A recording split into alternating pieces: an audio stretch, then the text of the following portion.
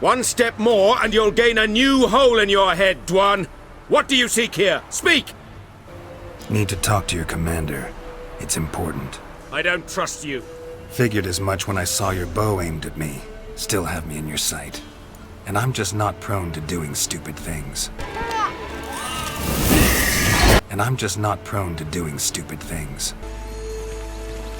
You stepped on Thumbelina! That was my favorite tale. Why is that? And I'm just not prone to doing stupid things.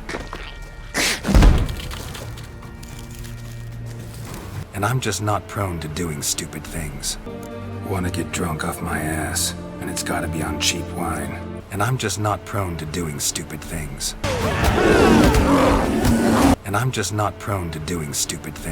Up for a few rounds of Gwent? Ever play Gwent? Wouldn't mind a few rounds of Gwent. Not hungry, not thirsty, but I sure wouldn't mind a round of Gwent. Gwent wouldn't be bad. Game of Gwent. Yearning to play a few rounds of Gwent. How about a few rounds of cards? Gwent specifically.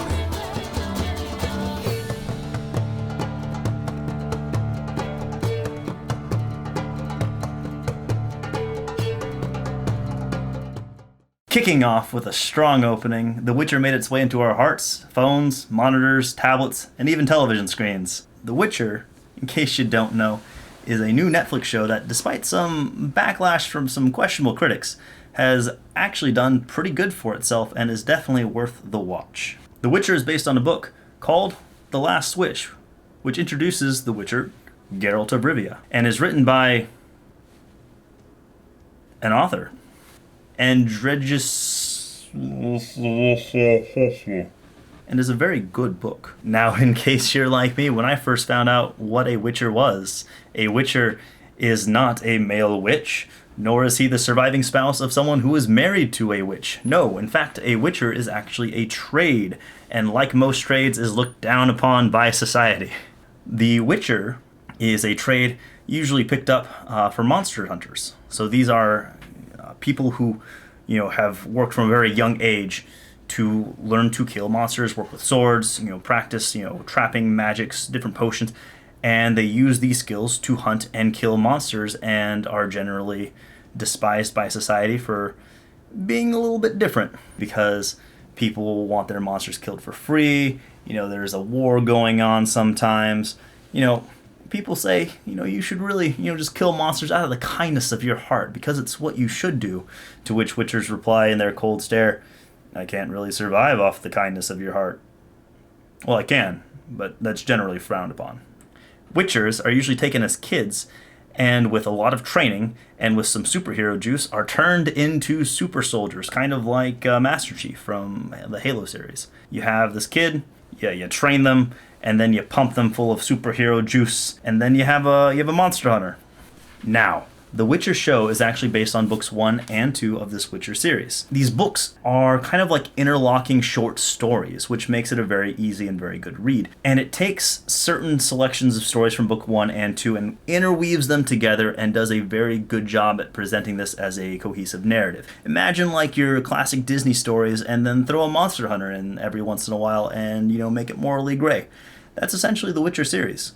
If you read the books, there are some stories included in the books that are not included in the show, which I honestly think would have made a very good addition to the show. But the show does a very good job at combining certain stories from the first book and the second book and weaving them together. And the show does sometimes go off a little bit, but that's to be expected. All in all, it is a very good show and well worth the watch, especially if you're into things like Game of Thrones. Now, unlike Game of Thrones, the Witcher series is actually complete and is actually continued in a video game series, The Witchers 1, 2, and The Witcher 3, which is The Wild Hunt, which is one of the greatest games of all time. Getting back to that later, the Witcher series actually follows a certain Witcher called Geralt of Rivia, who has white hair. He has white hair because of different mutagens that were used on him as a kid, and so don't think that, all Witchers have white hair. He is kind of a little bit special.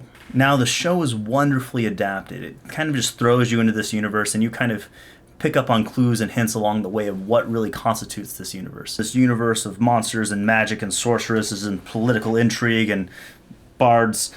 Oh, God. The main character, Geralt of Rivia, is played by none other than Henry Cavill, who I thought was a fantastic pick for this particular show, especially since I feel that a lot of the actors and even the showrunners in the show have a burning passion already from the books, from the video games, and you can tell that even by some of their interviews. Henry Cavill had a wonderful interview where he even defended toxic fandom, as they call it, where said no, they're just passionate. Henry Cavill himself, being the buff nerd that he is, has actually played the game The Witcher 3, The Wild Hunt, which, like I said, I have a particular soft spot for, but we're going to get into that in a little bit.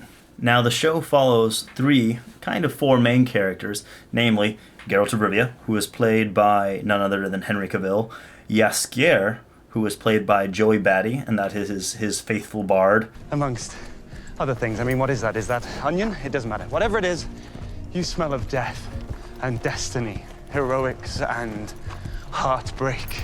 It's onion. Yennefer of Vengerberg, who is played by Anya Chalotra, and Ciri, who is played by Freya Allen. And all of these characters do a fantastic job at bringing to life the character that they embody. Of course, embody them more so from the books than they do the video games. So if you've played the video games, of course, it's not going to be like exactly how you imagined it. But if you have read the books, I don't think you will be very disappointed. These characters play a fantastic job or portrayal of how they are written and portrayed in the books. Now, the most disappointing thing about this show is that it is only 8 episodes. It's better a little bit because each one of those episodes is an hour long, but this is a show that you can definitely get through in a day or two for those hardcore bingers. And what would you do once those precious moments are gone? You could turn to the books. Like I said, the books are a very good portrayal of it. There is more in the books that is not encompassed in the show itself. And so if you want to see the expanded kind of universe that the show portrays, the books are a good way to supplement them, and they are, once again, a very easy